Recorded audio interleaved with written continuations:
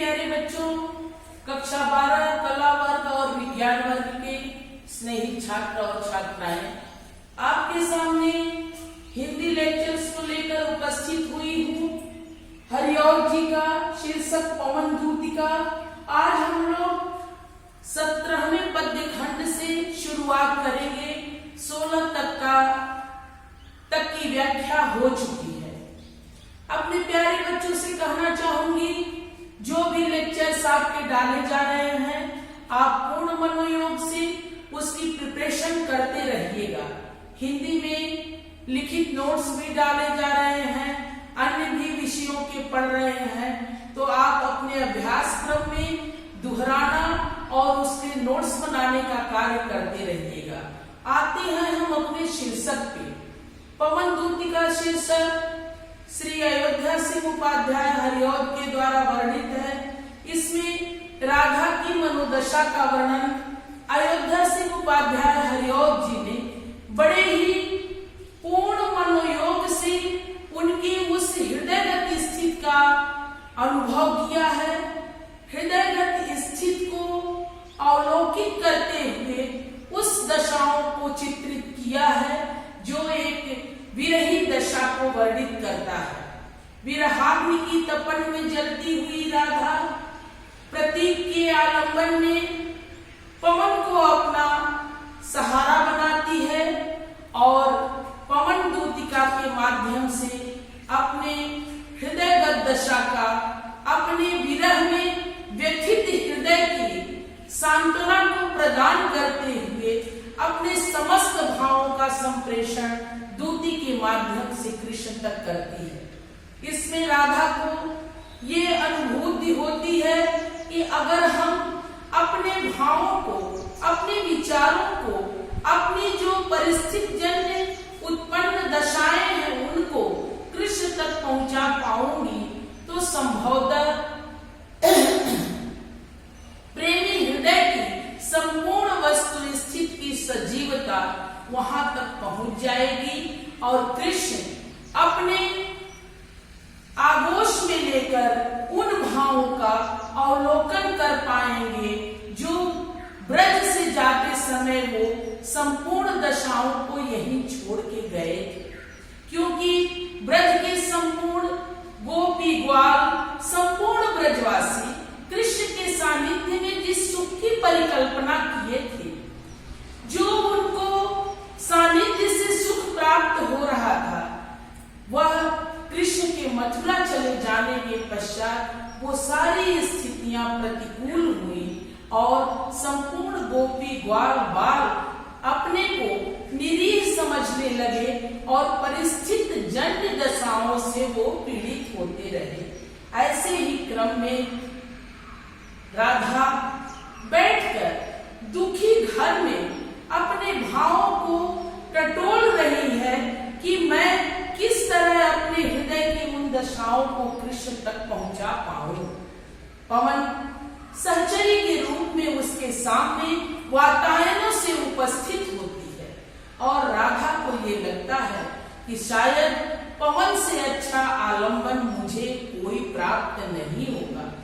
जब राधा पवन दूती को बना करके अपने समस्त उन भावों को पवन दूती के माध्यम से जब संप्रेषित करती है तो बढ़ते क्रम में वह पवन को ये समझाती है कि ऐ प्यारी पवन, जब तुम मार्ग में आगे बढ़ोगी तो क्रम क्रम में तुमको परिस्थितियां जो मिलेंगी वो परिवर्तित मिलेगी। उन परिवर्तित परिस्थितियों को देखते हुए, उनका वर्णन करते हुए तुम कृष्ण तक उन परिस्थितियों को पहुंचाना जिससे वो परिस्थितियां कृष्ण को हो सकता है ब्रजवासियों का और उनके जो प्रिय लोग हैं उनकी स्मृतियों को सामने लाकर उपस्थित कर दे। पद्य खंड 17वें में वर्णित है, जो कोई भी इस सदन में चित्र उद्यान का हो। कवि कहता है, राधा के माध्यम से वर्णित करते हुए कहता है, राधा कहती है, ऐ प्यारी पवन, अगर इस घर में कोई चित्र बागीचे का हो और उसमें विपुल प्राणी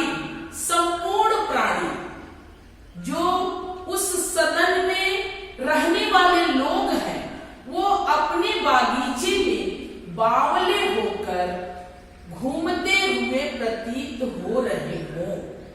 ऐसी जहां परिस्थितियां देखना, वहां तुम निकट जाकर उस चित्र को हिलाना।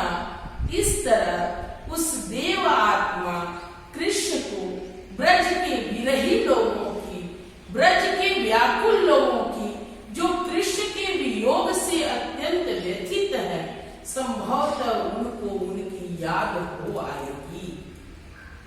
अभ्यासक्रम में अगर इस घर में कोई चित्र बागीचे का हो और उस चित्र में उस घर में रहने वाले संपूर्ण प्राणी बावले होकर, मदमस्त होकर, कृष्ण के विरह में व्यथित होकर घूमते अगर दिखाई देते हैं, तो ऐ मेरी प्यारी पवन दूतिका, तुम निकट जाकर उसको इस तरह से हिलाना जिससे उस देवात्मा कृष्ण को ब्रज के व्याकुल लोगों की, ब्रज के जो उनके साथी, उनके जो सानिध्य में रहने वाले लोग थे, जो कृष्ण के वियोग से व्यथित थे, संभवतः कृष्ण के स्मृतियों में उनकी स्मृति उभर कर आ जाएगी।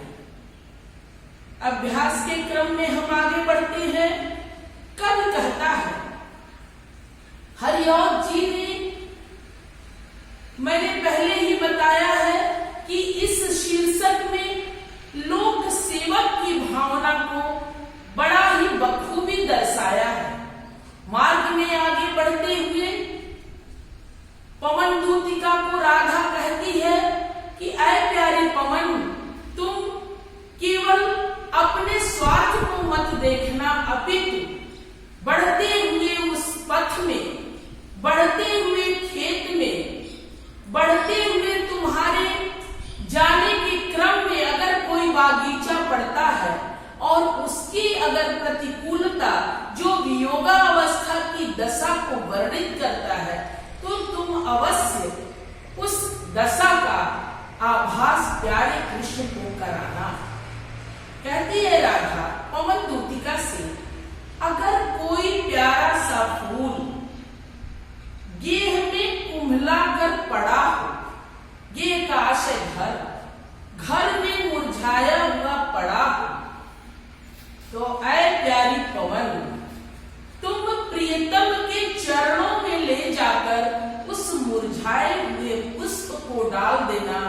कहने का आशय है, वह पुष्प जो सजीवता का, जो सौंदर्य का, सकुमार्यता का और प्रेम का प्रतीक है, वह पुष्प जब मुरझाएगा तो वो वियोग की दशाओं को वर्णित करेगा, इंगित करेगा। राधा पवन दूतिका से कह रही है, वह मुरझाया हुआ पुष्प जब तुम ले जाकर प्यारे कृष्ण के चरणों में डाल दोगी, तो इस तरह उस मनभावन कृष्ण को यह स्मरण हो जाएगा कि फूल की तरह एक बाला, पुष्प की रमणीयता, कमनीयता, सौकुमार्यता और मुनाई से ओत-प्रोत एक बाला, एक स्त्री, एक कन्या म्लाना उदास होकर तुम्हारे कमलवत चरणों को चूमना चाहती है, स्पर्श करना चाहती है। प्रेम के उस चरम पराकाष्ठा का वर्णन उपाध्याय जी ने किया है। कहता है कवि, ऐ पवन दूतिका, मार्ग में आगे बढ़ते हुए अगर रास्ते में कोई मुरझाया हुआ फूल दृष्टिगत हो, तो वह मुरझाया हुआ पुष्प जो वियोग की दशाओं को इंगित करता है, ले जाकर मेरे प्यारे मनभावन कृष्ण के चरणों में डाल देना। इस प्रकार तुम बतला देना कि पुष्प की तरह म्लान, उदास, तुमको चाहने वाली राधा किस तरह उदास होकर पड़ी हुई है और तुम्हारे दर्शन के लिए, तुम्हारी प्रतीक्षा में वो अपने दिवस को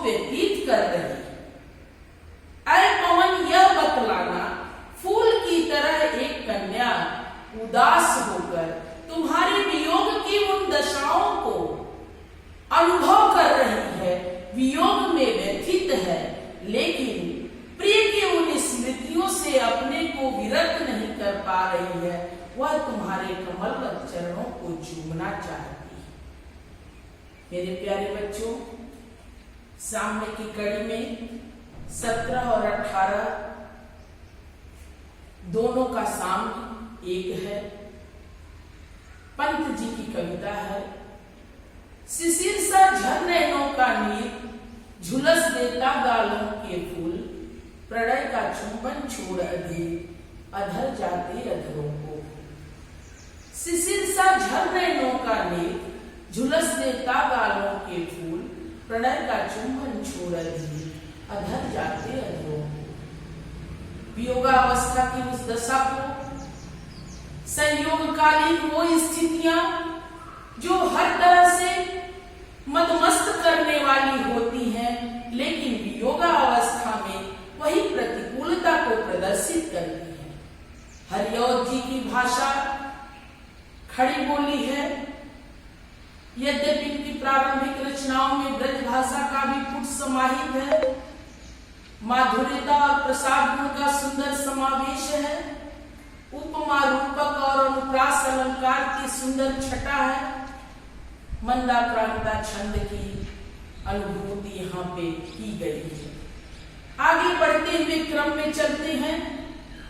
पद्य खंड 19वां। राधा बढ़ते उस क्रम में कोई ऐसी वस्तु संसार की नहीं बचती है जो राधा के मन मस्तिष्क में आई हो और राधा पवन भूतिका को अवगत न कराई। उस समय की परिस्थितियां, उस समय की स्थितियां, उस समय की दशा, जो भी राधा को अनुभव हुआ है, वह पवन दूतिका को बताते हुए अपने भावों की साम्यता के प्रकारांतर में उसको लाकर खड़ा करती है। कह रहे हैं, अगर मेरे प्रिय मंजू उपवन या वाटिका में खड़े सुंदर बागीचा या उद्यान में खड़े हों तो भावनाओं की कोमलतम अनुभूति और मस्तिष्क किन किन बिंदुओं पे पहुंचता है, कौन कौन सा वह उपमान उपस्थित करता है, इसको कवि ने प्रस्तुत किया है। वेणु सा कीचकों को छिद्रों में जा क्वणित करना। वेणु मीन्स वंशी, वेणु का आशय वंशी, कीचकों वंश खंडों को क्वणित ध्वनित करना, आवाज करना। यो होवेगी सुरत, इस प्रकार उनको याद आएगी सर्व गोपांगना की, सभी गोप बालाओं की, सभी गोप स्त्रियों की। जो है वंशी श्रवण रुचि से दीर्घ उत्कंठ होती, जो बंसी की धुन पे सब कुछ छोड़कर पूर्ण मनोयोग से केवल बंसी सुनने के लिए वह अत्यंत जिज्ञासु हो जाती थी, उत्साहित हो जाती थी। ऐ प्यारी पवन, अगर रास्ते में मार्ग में आगे बढ़ते हुए सुंदर बागीचा या उद्यान ऐसा मिले जहां मेरे प्रिय खड़े हो, तो तुम अनुकूल स्थिति का आभास करके वंशी की तरह वहां के वंश खंडों के छिद्रों में जाकर आवाज करना। जब उससे मधुर आवाज निकलेगी तो संभवतः मेरे प्रिय को संपूर्ण गोप बालाओं की याद आ जाएगी, क्योंकि जब कृष्ण बंसी बजाते थे तो गोपियां मंत्र मुग्ध होकर उनकी तरफ आकर्षित होकर उनकी ओर दौड़ी चली जाती थी। अभ्यास के क्रम में अगर प्रिय सुंदर बागीचे या उद्यान में खड़े हों तो वहां की स्थिति का आभास करके तुम वंश खंडों के छिद्रों में जाकर आवाज करना और वह आवाज उपस्थित करती हो, प्रदर्शित करती हो। इस तरह प्रिय को सभी गोप बालाओं की स्मृति हो आएगी, क्योंकि जब कृष्ण बंसी को बजाते थे तो गोपियां शुद्ध बुद्ध खोकर और कृष्ण की होके रह जाती थी। कवि ने गोपियों के उस समर्पण को वर्णित किया है जहां संसार की हर उत्कृष्टता कृष्ण की सामीप्यता, कृष्ण के बंसी के आगे तुच्छता की अनुभूति करता था। कवि के शब्दों में साम्य पद को प्रदर्शित करते हुए कहना चाहूंगी, प्रसाद जी की एक कविता है। समर्पण लो सेवा का सार, सजल संस्कृत का यह उद्गार, आज से यह जीवन उत्सर्ग, इसी पद तन में विगत विकार। समर्पण लो सेवा का सार, सजल संस्कृत का यह उद्गार, आज से यह जीवन उत्सर्ग, इसी पद तल में विगत विकार। मेरे प्यारे बच्चों,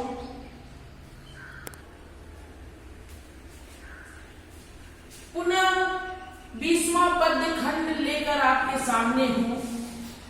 राधा की उस प्रेमी दशा का वर्णन करते हुए कवि कह रहा है, विकसित कमल समूह को ऐ पवन दूतिका, विकसित कमल समूह को कृष्ण के सामने लाकर प्रतीकात्मक दशाओं को भिन्न भिन्न प्रकार से वर्णित किया गया है। थोड़ा थोड़ा विपुल जल में, थोड़ा थोड़ा संपूर्ण जल में, व्यग्र हो डुबाना, बेचैन हो के भिगोना डुबाना, यो देना ऐ भगिन जतला। राधा पवन दूतिका को बहन का संबोधन देते हुए कहती है कि ऐ प्यारी पवन, ऐ बहन पवन, तुम इस प्रकार जतला देना, आभास करा देना, अम्भोज नेत्रा, कमल के समान सुंदर नेत्र वाली राधा। ऐ मनभावन कृष्ण, तुम्हारे विरह में विधुर, तुम्हारे विरह में दुखी, वार अश्रु रूपी जल में आंखों को बोलती है, आंखों को डुबाती है।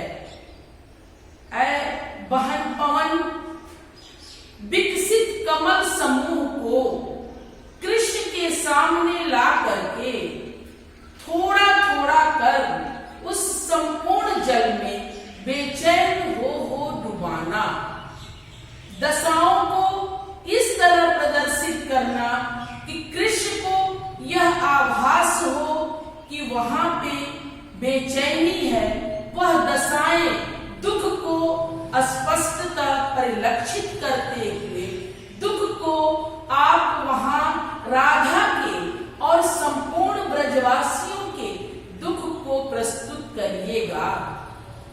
इस तरह ऐ प्यारी बहन, तुम ये बता देना, कमल के समान सुंदर नेत्र वाली, सौंदर्य की प्रतिमूर्ति राधा, ऐ कृष्ण, तुम्हारे विरह में दुखी, अश्रु रूपी जल से अपने आंखों को निमग्न करती है, अपने आंखों को डुबाती है। साम्य पद के क्रम में महादेवी वर्मा की पंक्तियां, मैं नीर भरे दुख की बदली, स्पंदन में चिर स्पंदन बसा, क्रंदन में आहत विश्व हंसा, नैनों में दीपक से जलते, पलकों में निर्झरणी मचती। मैं नीर भरे दुख की बदली, स्पंदन में चिर स्पंदन बसा, क्रंदन में आहत विश्व हंसा, नैनों में दीपक से जलते, पलकों में निर्झरणी मचती। मेरे प्यारे बच्चों, आज यहीं पे हिंदी का ये लेक्चर समाप्त करती हूँ। अपने बच्चों को ढेर सारा आशीर्वाद, लेकिन चाहूंगी इस क्रम में आप अपना अभ्यास बनाए रखिएगा।